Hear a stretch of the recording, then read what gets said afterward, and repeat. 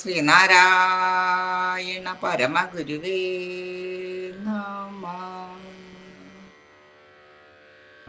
ബ്രഹ്മാനന്ദം പരമസുഗതം കേവലം ജ്ഞാനമൂർത്തി ദ്വന്ദ്വാതീതം ഗഗനസദൃശം തത്വമസ്യാദിലക്ഷ്യം ഏകം നിത്യം വിമലമചലം സർവദീ സാക്ഷിഭൂതം ഭാവാതീതം ത്രിഗുണരഹിതം സദ്ഗുരും തം നമാമി. ശ്രീനാരായണ ഗുരുദേവ തൃപ്പാദങ്ങളുടെ പാദകമലങ്ങളിൽ എൻ്റെ പ്രണാമം.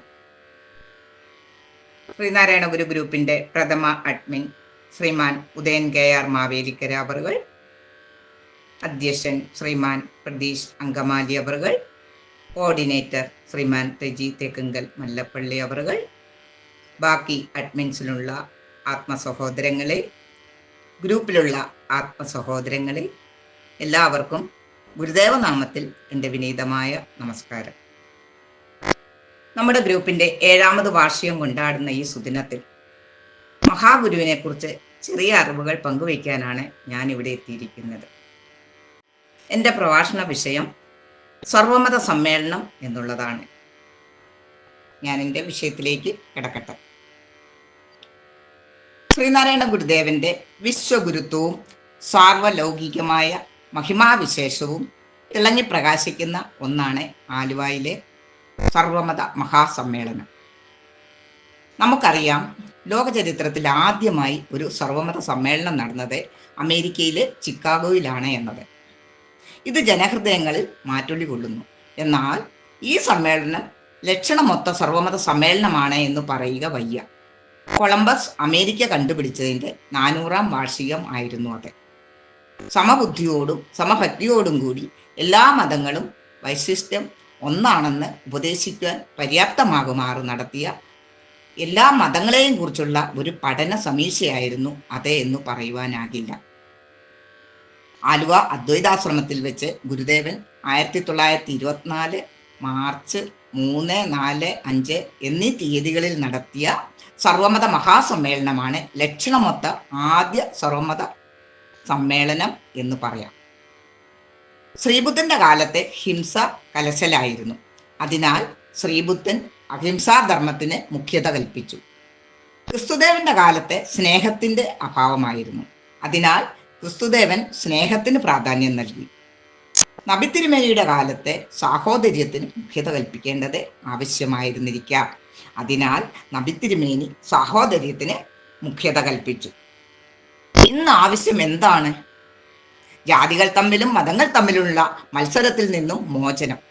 ഗുരുദേവന്റെ ഈ തിരുവായ്മൊഴികൾ തികച്ചും അർത്ഥവത്തായ ഒരു സത്യത്തിലേക്ക് നമ്മെ നയിക്കുന്നു.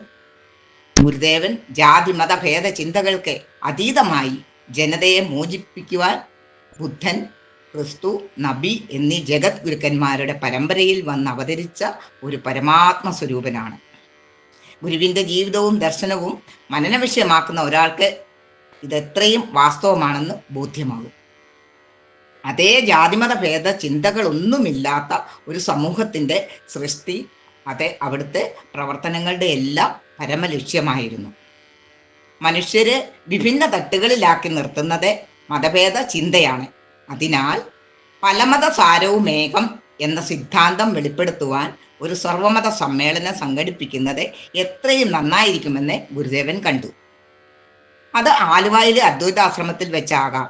കാരണം രണ്ടില്ലാത്ത ഒന്നിനെ, അദ്വൈത ബോധത്തെ സാക്ഷാത്കരിക്കുവാൻ വേണ്ടിയുള്ളതാണല്ലോ അദ്വൈതാശ്രമം. ആശ്രമത്തിൻ്റെ ഭരണകർത്താവായി തൻ്റെ പ്രിയ ശിഷ്യൻ സത്യവ്രത സ്വാമികൾ തന്നെ അവിടെ ഉണ്ട്. സത്യത്തിൻ്റെ പ്രതീകമായ സത്യവ്രത സ്വാമികളുടെ ചുമതലയിൽ സർവമത സമ്മേളനം സംഘടിപ്പിക്കുവാൻ ഗുരുദേവൻ നിശ്ചയിച്ചു. അതിന് ഗുരുവിനെ പ്രേരിപ്പിച്ച മറ്റു ചില പ്രധാന സംഗതികളുണ്ട്. അക്കാലത്തെ കേരളത്തിലെ സാമൂഹിക നില ഭദ്രവും ശോഭനവുമായിരുന്നില്ല. അന്തരീക്ഷമാകെ ജാതി മത ഭേദ ചിന്തകളാകുന്ന പൊടിപടലങ്ങൾ നിറഞ്ഞ് മേഘാവൃതമായിരുന്നു. ഇനിയൊന്ന് ആർത്തലച്ച് പെയ്യാൻ ഒരു പക്ഷേ അധിക നേരം വേണമെന്നില്ല. അന്തരീക്ഷമാകെ ജാതിമതാതി ഭേദ ചിന്തകളാകുന്ന പൊടിപടലങ്ങൾ നിറഞ്ഞ് മേഘാവൃതമായിരുന്നു. അന്തരീക്ഷം അത്രയധികം ഭയാനകമായി തീർന്നു. മാത്രമല്ല, മതപരിവർത്തന വ്യഗ്രതയും എങ്ങും ആവശ്യമായി തുടങ്ങിയിരുന്നു. കൂടാതെ തെക്കേ മലബാറിലെ മാപ്പിള ലഹള കേരളത്തിൽ രക്തരൂഷിതമായ ഒരു അധ്യായത്തെ തന്നെ തിരിച്ചു കഴിഞ്ഞിരുന്നു. കൽപ്പനാശക്തിയെ പോലും തോൽപ്പിച്ച് ഭയങ്കരവും പൈശാചികവുമായ ആ കൊടുങ്കാറ്റിനെ ആസ്പദമാക്കിയാണല്ലോ മഹാകവി കുമാരനാശാൻ ദുരവസ്ഥ എന്ന കാവ്യം തന്നെ രചിച്ചത്. ഈ മാപ്പിള ലഹളയും ഗുരുവിൻ്റെ ചിന്താമണ്ഡലത്തെ സ്പർശിച്ചിരിക്കാൻ ഇടയുണ്ട്. ഈ പശ്ചാത്തലത്തിൽ ആണ് 1924 മാർച്ച് 3, 4, 5 തീയതികളിലായി സർവമത മഹാസമ്മേളനം ഗുരുദേവൻ സംഘടിപ്പിച്ചത്. സത്യവ്രത സ്വാമികൾ ഗുരുദേവനെ സമ്മേളനം തുടങ്ങുന്നതിന് മുൻപ് വേദിയിലേക്ക് ആനയിച്ചു. അവിടുന്നാകട്ടെ ഗംഭീരമായ ആ വേദിയുടെ ഒരു ഭാഗത്തെ മോദാസ്ഥിതനായി ആരിലും ഭക്തിയും ചൈതന്യവും പ്രകാശിപ്പിക്കുന്ന കനകകാന്തി വിഗ്രഹമായി ഉപവിഷ്ടനായി. തുടർന്ന് ആലുവ ഗവൺമെൻറ് ഗസ്റ്റ് ഹൗസിൽ വിശ്രമിച്ചിരുന്ന അതിഥികളെ വേദിയിലേക്ക് ആനയിച്ചു. ഗൃഹസ്ഥ ശിഷ്യന്മാരും സമ്മേളന പന്തലിൻ്റെ മുൻഭാഗത്ത് ഹാജരായി. വിശിഷ്ട അതിഥികൾ അനുപേയമേനായ മഹാഗുരുവിനെ വന്ദിച്ച് നിർദ്ദിഷ്ട സ്ഥാനങ്ങളിൽ ഉപവിഷ്ടരായി.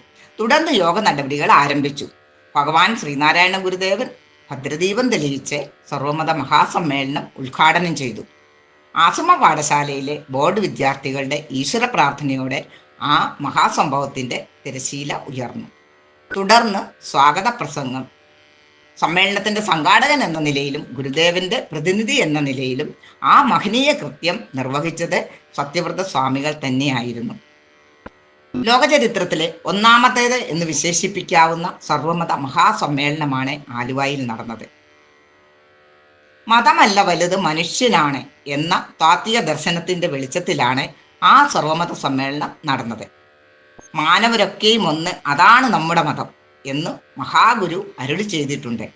സാഹോദര്യം സർവത്ര, ഇതായിരുന്നു ഗുരുദേവന്റെ ദർശനം. സർവമത സമ്മേളനത്തിന്റെ അടിസ്ഥാന തത്വവും ഇതുതന്നെ. അമേരിക്കയിലെ ചിക്കാഗോ സമ്മേളനം വിവേകാനന്ദ സ്വാമികളുടെ പങ്കാളിത്തത്തോടെ അവിസ്മരണീയമായി. സ്വാമിജി അമേരിക്കയിലെ എൻ്റെ സഹോദരീ സഹോദരന്മാരെ എന്ന് സംബോധന ചെയ്യുന്നതിനും 5 വർഷം മുൻപ് 1888 ജാതിഭേദം മതദ്വേഷം ഏതുമില്ലാതെ സർവരും സോദരത്വേന വാഴുന്ന മാതൃകാസ്ഥാനമാമിത് എന്ന മഹാസന്ദേശത്തിലൂടെ മാതൃകാസ്ഥാനത്തെ ഏകലോകത്തെ മഹാഗുരു വിഭാവനം ചെയ്തു കഴിഞ്ഞിരുന്നു. പ്രപാദങ്ങൾ ആലുവായിൽ സംഘടിപ്പിച്ച സർവമത മഹാസമ്മേളനം ലോകചരിത്രത്തിലെ ഒരു മഹാസംഭവം തന്നെയായിരുന്നു. സമ്മേളനത്തിൻ്റെ ശതാബ്ദി പ്രമാണിച്ച് വത്തിക്കാനിൽ വെച്ച് 2024 നവംബർ 29, 30, ഡിസംബർ 1 തീയതികളിലായി നടന്ന ലോകമത പാർലമെൻറ്റ് വളരെ വിജയപ്രദമായി. ലോകത്തിലെ ഏറ്റവും പ്രസിദ്ധവും ക്രിസ്തുദേവൻ്റെ ചൈതന്യം നിറഞ്ഞു നിൽക്കുന്നതുമായ വത്തിക്കാനിൽ വെച്ച് സർവ്വാദരണീയനായ ഫ്രാൻസിസ് മാർപ്പാപ്പ പങ്കെടുത്ത് അനുഗ്രഹിച്ച ആ മഹാസമ്മേളനം രാജ്യത്തിൻ്റെ ചരിത്രത്തിൽ തന്നെ ഒരു നവീന അധ്യായം കുറിച്ചിരിക്കുകയാണ്. സ്നേഹത്തിൻ്റെ അവതാരമൂർത്തിയായ ക്രിസ്തുദേവൻ്റെ ആധ്യാത്മിക ചൈതന്യത്തിൽ പരിഭൂഷിതമായ അന്തരീക്ഷത്തിൽ ലോകമതങ്ങളുടെ പ്രതിനിധികൾ പങ്കെടുത്ത് ശ്രീനാരായണ ഗുരുദേവൻ്റെ തത്വദർശനത്തിൻ്റെ വെളിച്ചത്തിൽ മതത്തിൻ്റെ ഏകതയും സൗഹാർദ്ദവും സമന്വയവും വിളംബരം ചെയ്യുകയാണ്. ഗുരുദേവൻ്റെ ശിവഗിരി തീർത്ഥാടന സന്ദേശത്തിലും ഒരു സർവമത സമന്വയ ദർശനം കാണാവുന്നതാണ്. സാധാരണ തീർത്ഥാടനങ്ങളെല്ലാം ദേവീദേവ സമാരാധനയിലൂടെ പുണ്യം നേടി ഈശ്വരാനുഗ്രഹം നേടുന്നതിന് വേണ്ടിയുള്ളതാണ്. എന്നാൽ ശിവഗിരി തീർത്ഥാടനത്തിന് തൃപ്പാദങ്ങൾ 8 വിഷയങ്ങൾ നിർദ്ദേശിച്ച് അതിനെ അറിവിൻ്റെ തീർത്ഥാടനമാക്കി മാറ്റി. തീർത്ഥാടകർ ഭഗവാൻ ശ്രീകൃഷ്ണൻ്റെയും ശ്രീബുദ്ധൻ്റെയും മഞ്ഞവസ്ത്രം ധരിച്ച് പഞ്ചശുദ്ധിയും പഞ്ചധർമ്മവും അനുഷ്ഠിച്ച് സാഹോദര്യ മന്ത്രം ജപിച്ച് യൂറോപ്യന്മാരുടെ ആണ്ടുപിറപ്പായ ജനുവരി 1 എത്തിച്ചേരുമ്പോൾ അതൊരു സർവമത സമന്വയ തീർത്ഥാടനമായി മാറുകയാണ്. പല മതസാരവും ഏകം, ഒരു ജാതി ഒരു മതം ഒരു ദൈവം, മനുഷ്യന് മതമേതായാലും മനുഷ്യൻ നന്നായാൽ മതി, മാനവരൊക്കെയും ഒന്ന്, അതാണ് നമ്മുടെ മതം. ഇങ്ങനെ തുടങ്ങിയ ഗുരുദർശനത്തിൻ്റെ വെളിച്ചത്തിൽ വാദിക്കാനും ജയിക്കാനുമല്ല, അറിയാനും അറിയിക്കാനുമാണ് എന്ന താത്വികമായ നിലപാടിലാണ് സർവമത സമ്മേളനം സംഘടിപ്പിച്ചത്. അഭിവാദ്യനായ ഫ്രാൻസിസ് മാർപ്പാപ്പ തിരുമേനിക്ക് പുറമെ വത്തിക്കാൻ പ്രതിനിധികളും യോഗത്തിൽ സംബന്ധിച്ചു. ദൈവദശകം ഇറ്റാലിയൻ ഭാഷയിലേക്ക് തർജ്ജിമ ചെയ്തത് ആലാപനം ചെയ്തുകൊണ്ടാണ് സമ്മേളനം ആരംഭിച്ചത്. ശ്രീനാരായണ ഗുരുദേവൻ അക്ഷരാർത്ഥത്തിൽ ഒരു വിശ്വഗുരുവായിരുന്നു. പ്രപാദങ്ങൾ രചിച്ച കൃതികളിൽ ഒരിടത്തു പോലും കേരളമെന്നോ ഇന്ത്യയെന്നോ ഒരു പ്രാദേശിക പദം കടന്നു വരുന്നില്ല. ജഗത്, ലോകം തുടങ്ങിയ പദങ്ങളാണ് മഹാഗുരുവിൻ്റെ കൃതികളിൽ ഉള്ളത്. ഗുരുദർശനത്തിൻ്റെ അന്തർധാര ലോകസമാധാനമാണ്. മഹാഗുരുവിൻ്റെ പേരിൽ വത്തിക്കാനിൽ നടന്ന ലോകമത പാർലമെന്റിൽ ലോക സമാധാനത്തിന് പ്രകാശം പരക്കട്ടെ.